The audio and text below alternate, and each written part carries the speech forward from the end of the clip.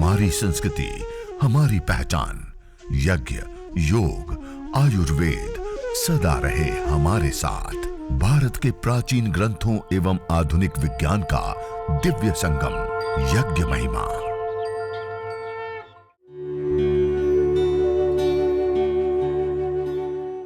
भारतीय संस्कृति में यज्ञ, योग एवं आयुर्वेद जैसी अमूल्य विद्याएं हैं, जिसका मूल है वेद। इतिहास की ओर दृष्टि डालें तो भगवान राम, भगवान कृष्ण से लेकर राजा महाराजाओं, ग्रामवासियों व अरण्यवासी ऋषियों की कुटियों तक नित्य व नैमित्तिक यज्ञों का प्रचलन देखने को मिलता है। मैत्य हवन सामग्री, ज्योतिष इत्यादि हवन सामग्री आदि का प्रयोग करते हैं। इसी प्रकार से जिनको पित्त से संबंधित रोग होते हैं तो उसके लिए पित्तेष्टि हवन सामग्री, जिसमें पित्त बढ़ जाता है, छाती में जलन होती है, खट्टी खट्टी डकारें आती हैं, बाल असमय में सफेद हो जाते हैं, बहुत ज्यादा फोड़े, फुंसी या कील आदि निकलते हैं, या इस प्रकार के अनेक प्रकार के उपद्रव होते हैं जो पित्त से संबंधित धातु की क्षीणताओं से लेकर के कई सारी समस्याएं हो जाती है। पित्त के कारण शरीर में गर्मी बढ़ जाती है। तो क्या करें? तो ये पित्तेष्टि या फिर श्वेत चंदन, श्वेत चंदन का हम विशेष रूप से प्रयोग करें। ये श्वेत चंदन एक ऐसी विशेष औषधि है जो शीतल होती है, जो गुलाब की पंखुड़ियां हैं वो भी शीतल होती है, खस हैं। इन द्रव्यों को आप विशेष रूप से हवन सामग्री के रूप में भी प्रयोग करें और हवन सामग्री के साथ साथ आप उसका प्रयोग विशेष रूप से बाद में अंगारों के ऊपर डाल करके उसकी धुनी करना, उसके लिए विशेष रूप से प्रयोग करें।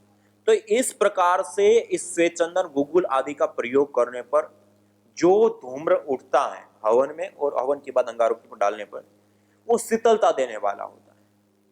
उसके कारण से जिनको पित्त की प्रॉब्लम है वो पित्त की प्रॉब्लम शांत हो जाती है, दूर हो जाती है, नष्ट हो जाती है।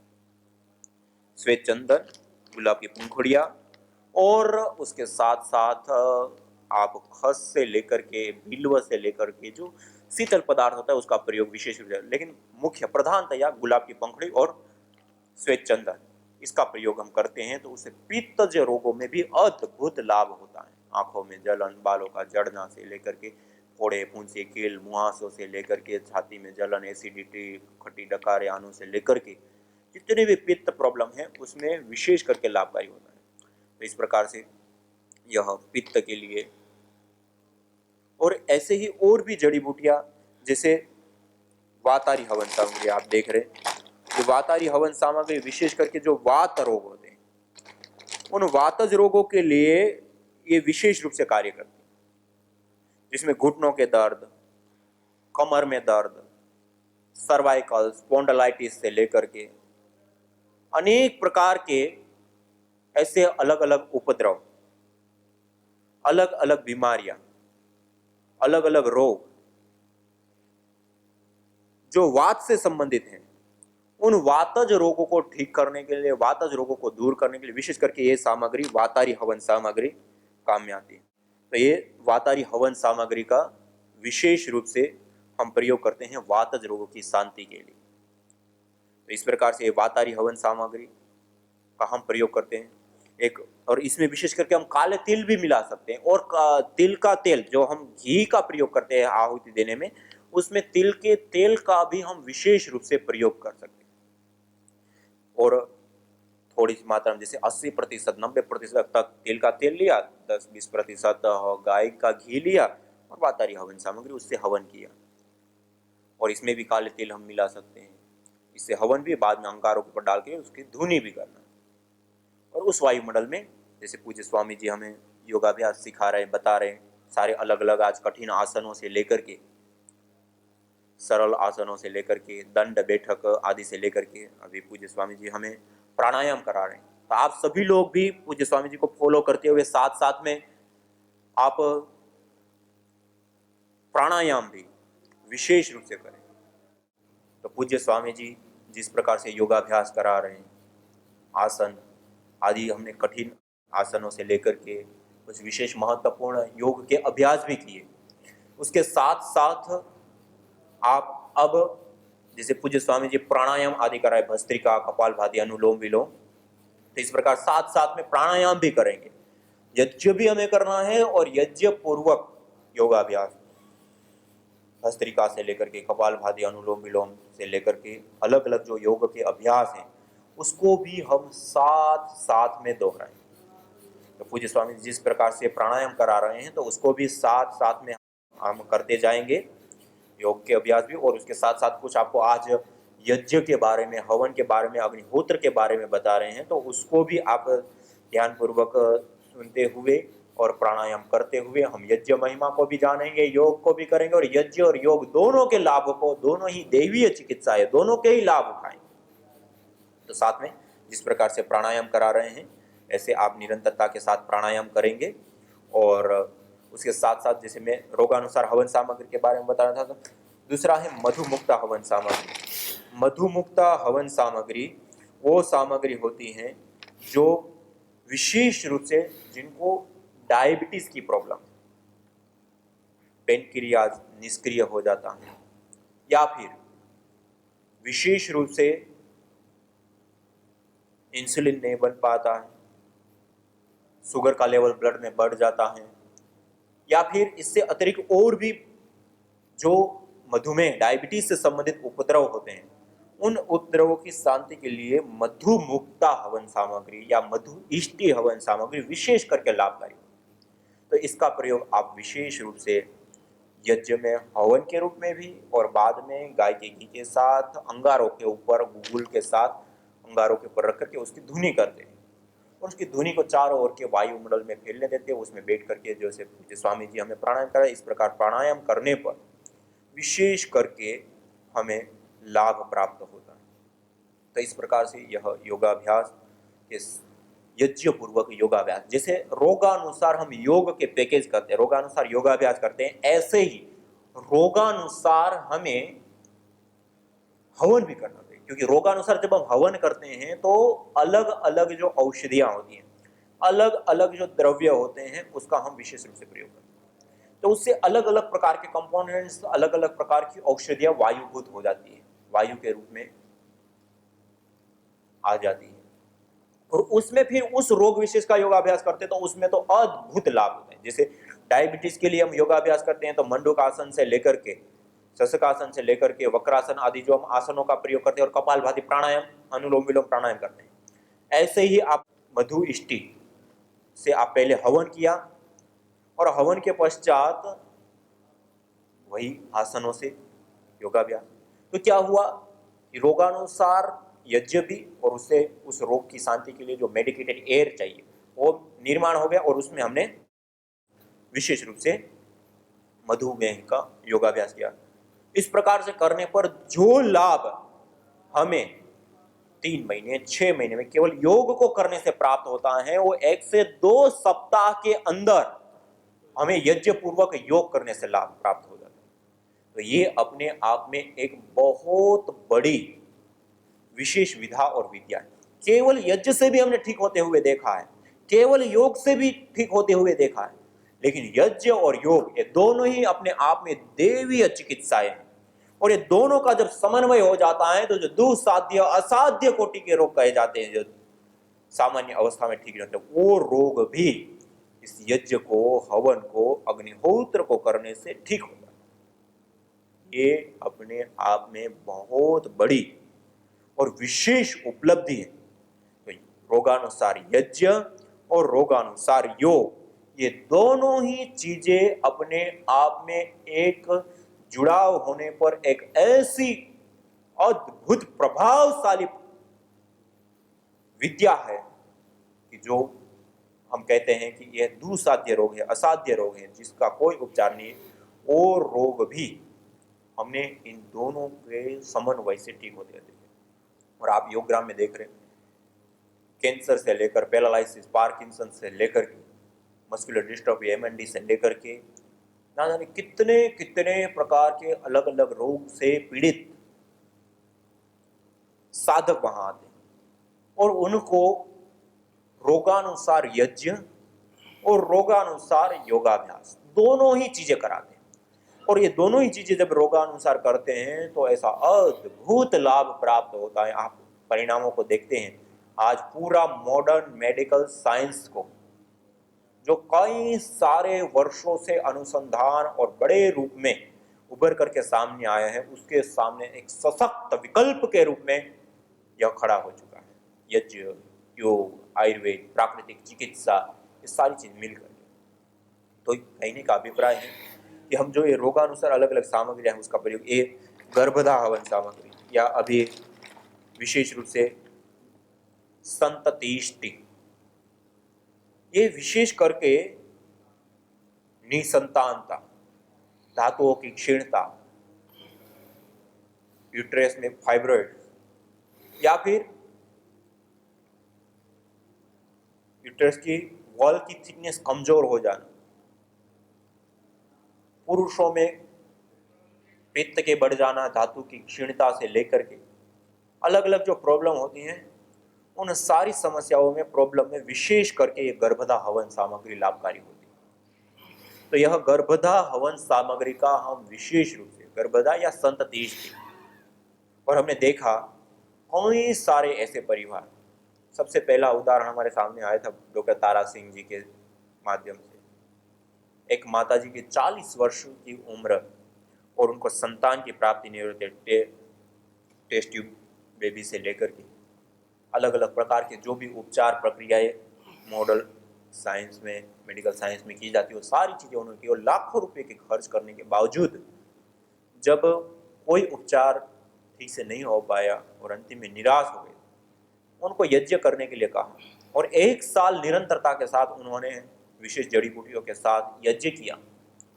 यज्ञ के उपरांत उन्होंने थोड़ी सी स्नेहन स्वेदन आदि की जो प्रक्रिया होती है, पंचकर्म आदि की, वो करवाई। और ऐसी घटना घटी कि 40 साल के बाद उनका मासिक के क्रम शुरू हो गया। 3 महीने के बाद वो प्रेग्नेंट बने। 9 महीने के बाद उन्होंने बच्चे को जन्म दिया। और आश्चर्य की बात, परमपिता परमात्मा की उसके ऊपर ऐसी कृपा हुई कि एक की जगह पे जुड़वा 2 बच्चे और एक बेटा और एक बेटी का जन्म 40 साल के बाद। ये अपने आप में एक चमत्कार से कोई कम नहीं। तो ये जो विशेष जड़ी बूटियों से हवन करने पर ऐसे, और ऐसे 1-2 नहीं, कई सारे ऐसे माता पिता को हमने देखा जिनके पास पहले संतान नहीं थी, दंपति के पास, और बाद में वो माता और पिता के रूप में उनको देखने के मिले। लेकिन हाँ, निरंतरता के साथ, श्रद्धा पूर्वक, उचित जड़ी बूटियों के साथ, उनको निरंतरता के साथ इस यज्ञ को, हवन को, अग्निहोत्र को करना पड़ता है निरंतरता के साथ लंबे समय तक। और इस प्रकार निरंतरता के साथ लंबे समय तक इस यज्ञ को करते हैं तो उसके शरीर में धातुओं की क्षीणता है या और भी कोई समस्या है या प्रारब्ध दोष के कारण भी जो समस्या हो जाती है, उससे भी उनको मुक्ति मिल जाती है। चाहे प्रारब्ध दोष वश भी उनको नहीं मिलता तो प्रारब्ध दोष भी कट जाते हैं। तो इस प्रकार से यह जो यज्ञ चिकित्सा है, हवन है, अग्निहोत्र, उससे जो निसंतान दंपति है उनको संतान युक्त करने का कार्य भी यज्ञ करता है। और शास्त्रों में कहा है, पुत्र कामो यजेत, जो संतान चाहता है वो यजन करे, हवन करे, अग्निहोत्र करे। इस प्रकार से यजन, हवन, अग्निहोत्र अपने आप में एक बहुत बड़ी विधा और विद्या है। इसलिए यज्ञ जो है, हवन जो है, अग्निहोत्र जो है, वो इन रोगों को ठीक करने के लिए लाभकारी होने के साथ साथ निसंतान दंपतियों को संतानवान बनाने का भी कार्य। और हमारे सबके सामने ऋषि श्रृंग के पौरोहित्य में उत्कृष्ट यज्ञ करके हमें भगवान राम जैसे महापुरुष भी प्राप्त हुए। ये सबसे बड़ा इतिहास का सबसे बड़ा हमारे सामने उदाहरण है, भगवान श्री राम का उत्कृष्ट यज्ञ से प्रादुर्भाव, जन्म। इससे बड़ा और क्या उदाहरण हो सकता है। तो हमारे शास्त्रों में संतान की प्राप्ति के लिए भी विशेष यज्ञों का अनुष्ठान, इसी प्रकार श्री कामो यजेत, श्री की कामना जिनको है, धन की कामना होती है, वो भी यजन करे, हवन करे, अग्निहोत्र करे। वैसे तो इस यज्ञ को, हवन को, अग्निहोत्र को इष्ट काम धूप, सर्व काम धूप, सत्याह संतो यजमानस्य कामा, का कि सभी प्रकार की मनोकामनाओं को पूर्ण करने वाला होता है यह यज्ञ, हवन, अग्निहोत्र। इससे देवीय पूजन होता है, ईश्वरीय शक्तियों की आराधना होती है, और देवताओं को इसमें आहुति या हव्या देकर के उसको तृप्त कर, उसे हम जो प्रार्थना करते हैं, मनोकामना रखते हैं, वो हमारी सुनी जाती है और पूर्ण होती है। सत्याह संतु यजमानस्य कामा, कहा कि सारी प्रकार की हमारी मनोकामनाएं पूर्ण होती है यज्ञ को करने से, हवन को करने से, अग्निहोत्र को करने से। इस प्रकार यज्ञ, हवन, अग्निहोत्र करने पर हम इससे भी मुक्ति पा लेते हैं और मनोकामनाओं की पूर्ति अपने आप में बहुत। सब लोग कल्प वृक्ष की बात करते हैं, ना किसी ने आज तक कल्प वृक्ष देखा है, ना कल्प वृक्ष की कहीं शास्त्रों में ऐसा विधान या उल्लेख भी है। हाँ, कथानकों के रूप में समाज में प्रचलित है इसी, लेकिन किसी ने देखा नहीं, किसी ने अनुभव नहीं किया। लेकिन वास्तव में कल्प वृक्ष कोई है तो वह यह यज्ञ, हवन, अग्निहोत्र है। यह एक बहुत बड़ा विशेष कल्प वृक्ष है, और इस यज्ञ को, हवन को, अग्निहोत्र को करने पर सभी प्रकार की मनोकामना को, इससे बड़ा और क्या हो सकता है। चाहे जीवन में क्लेश, परिवार में क्लेश, झगड़े, स्त्री, धन आदि की समस्याओं से लेकर के अनेक प्रकार की समस्याएं, उन सब का समाधान है यह यज्ञ, हवन, अग्निहोत्र। और कहा यथेह क्षुधिता बाला मातरम पर्युपासते एवं सर्वाणि भूतानि अग्निहोत्रम उपासते। जैसे भूख से पीड़ित बालक अपनी माता की उपासना करते हैं भूख से निवृत्ति पाने के लिए, एवं सर्वाणि भूतानि अग्निहोत्रम उपासते, ऐसे ही सारे भूतगण, मनुष्यगण अग्निहोत्र की, यज्ञ की उपासना करते, हवन की उपासना। एतेषु यश्चरते भ्राजमानेषु यथा कालं च आहुतयो हृद्ददायन् तन्नयन्ते ताः सूर्यस्य रश्मयो देवानां पतिरेको देवास। जैसे जो व्यक्ति यज्ञाग्नि की 7 रंगों वाली इस शिखाओं में जो यथा समय आहुतियां प्रदान कर यज्ञ कर्म को संपन्न करता है, वह आहुतियां उस मनुष्य के संचित कर्म रूप होकर के उसको वहां पहुंचा देती है। देवानाम पति रेको दिवास, देवताओं का पति, स्वामी, अधिपति, ईश्वर का स्वयं साक्षात्कार करा देती। इससे बड़ा और क्या लाभ हो सकता है। स्वयं परमपिता परमात्मा का साक्षात्कार। और कहा अग्निहोत्रे अश्वमेघस्य आपति, इस अग्निहोत्र यज्ञ को करने पर अश्वमेघ यज्ञ के फल की प्राप्ति हो जाती है। और सर्वस्मात् पापमनो निर्मुच्यते स य एवं विद्वान अग्निहोत्रम उपासते। जो विद्वान अग्निहोत्र को करता है, यज्ञ को करता है, सभी प्रकार से पापों से, क्लेशों से मुक्त हो जाता है। और यज्ञ की परिभाषा बताते हुए मीमांसा शास्त्रकार ने बताया, येन सदनुष्ठानेन संपूर्ण विश्वम कल्याणम भवेत्, जिस सदनुष्ठान से, यज्ञ से संपूर्ण विश्व का कल्याण होता है। और आध्यात्मिक, आदि दैविक, आदि भौतिक ताप त्रयोन उन्मूलनम सुकरम स्यात् तद यज्ञ पदाभिधेयम्। जो हमारे जीवन में आने वाले अनेक प्रकार के दुख है, क्लेश है, कष्ट है, बाधा है, पीड़ाएं हैं, उस सारे दुखों को हमारे ऋषि मुनियों ने, अथ त्रिविध दुख अत्यंत निवृत्ति अत्यंत पुरुषार्थ का, कि 3 प्रकार के दुखों में सभी जीवन में आने वाली समस्याएं समाहित हो जाती हैं। जो हम यह यज्ञ करते हैं, हवन करते हैं, अग्निहोत्र करते हैं, तो उसे 3 प्रकार के दुखों का भी निवारण हो जाता है। एन सदनुष्ठानेन संपूर्ण विश्वम कल्याण, यज्ञ करने से संपूर्ण विश्व का एक तो कल्याण होता है, और आध्यात्मिक, आदि दैविक, आदि भौतिक ताप त्रयोन उन्मूलनम तो कर्मचात, और हमारे व्यक्तिगत जीवन से साथ जुड़े हुए जो आध्यात्मिक, आधिदैविक और आदि भौतिक ताप हैं, वो ताप दूर होते हैं, नष्ट होते हैं। और कहा, स्वामी दयानंद सरस्वती जी ने भी इस बात को विशेष रूप से बताते हुए कहा, विद्वानों को चाहिए कि इस संसार के सुख के लिए यज्ञ से शोधे हुए जल से और वनों के रखने से अति उष्णता खुश्की को दूर करें, अच्छे बनाए हुए अन्न से बल उत्पन्न करें और यज्ञ के आचरण से 3 प्रकार के दुख, आध्यात्मिक, आधिदैविक, आदि भौतिक को निवार करके सुख को उन्नति देवे।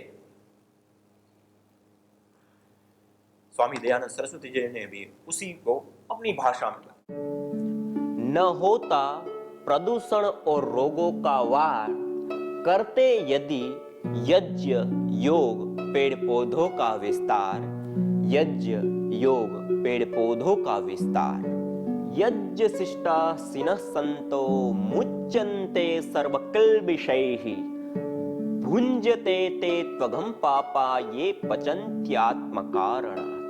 अर्थात जो यज्ञ शेष बचे हुए अन्न का पान करते हैं, प्रसाद को प्राप्त करते हैं, प्रसाद को ग्रहण करते हैं, वह मुच्यन्ते सर्वकिल्बिषैः, सभी प्रकार के पापों से, दोषों से मुक्त हो जाते हैं। भुञ्जते तु त्वघं पापा ये पचन्ति आत्मकारणात्, जो केवल अपने पेट की आपूर्ति के लिए अन्न को पकाते हैं, वह अन्न नहीं अपितु पापी लोग पाप का भोग कर रहे हैं। चीजें जो छोटी छोटी हैं वो मैंने आपके सामने रखने का प्रयास किया। अब आइए हम सब लोग मिल करके इस यज्ञ को संपन्न करते हैं, और उसके लिए अत्यंत आवश्यक कुछ और भी नियम होते हैं। यदि साथ में आपको बता ही देता हूँ, जिस स्थान पे हम यज्ञ करने बैठते हैं वह स्थान कौन सा हो। कई लोग घर के बाहर जाके यज्ञ करें। दैनिक यज्ञ, देव यज्ञ, अग्निहोत्र हमें अपने घर के अंदर करना होता है, तभी हमें विशेष उसका लाभ होगा। घर की वायु शुद्ध, पवित्र, सुगंधित, रेडिएशन, बैक्टीरिया, वायरस, फंगस आदि से सबसे मुक्ति और आरोग्यकारक वायु प्राप्त होती है, और उससे हमारा हित विशेष रूप से सदता है। तो हमें अपने घर के अंदर यज्ञ करना होता है, ना कि घर के बाहर जा करके। दूसरा, जब हम यज्ञ करते हैं तो उस समय झाड़ू पोछा लगा करके उस स्थान को विशेष रूप से पवित्र, शुद्ध और व्यवस्थित कर लेते हैं। उसके बाद जब हम यज्ञ करने के लिए बैठते हैं, हमें भी स्वयं को स्नान आदि क्रियाएं करने के बाद, पवित्रीकरण, शुद्धिकरण की क्रियाएं करने के बाद ही हमें यज्ञ करना चाहिए। और जो वस्त्र हम पहनते हैं वो वस्त्र भी सुव्यवस्थित हो, सही हो, भारतीय परिधान हो, थोड़े से खुले वस्त्र हो और धुले साफ सुथरे थोड़े वस्त्र हों। इसी प्रकार से शरीर भी स्नान आदि करके शुद्ध किया हुआ हो। इसी प्रकार से हमारी जो भाव है, हमारे जो विचार है वो भी शुभ हो, पवित्र हो, संपूर्ण विश्व की मंगल कामना के साथ युक्त हो। इस प्रकार से कुछ कुछ चीजों का हमें ध्यान रखना। और जो पात्रों का हम प्रयोग कर रहे हैं वो पात्र भी धुले हो, साफ सुथरे हो, ना कि आज हमने किया और ऐसे ही रख दिया और कर लेकर के वैसे ही बैठ गए। तो उसको भी हम थोड़ा साफ सुथरा रखें, धो करके रखें। और उसके बाद यज्ञ भारतीय संस्कृति की मुकुट मणि है, प्रतीक है, मूल है। मानव जीवन के हर पहलू के साथ यज्ञ जुड़ा हुआ है, चाहे वह संस्कार, चाहे पूजा पाठ, या फिर पर्व से लेकर हर शुभ अशुभ अवसरों में भी यज्ञ करने की सार्वभौमिक, वैज्ञानिक एवं पंथ निरपेक्ष पावनी परंपरा रही है। आइए हम संकल्प लें, संसार के श्रेष्ठतम कर्म यज्ञ को अपनाएं।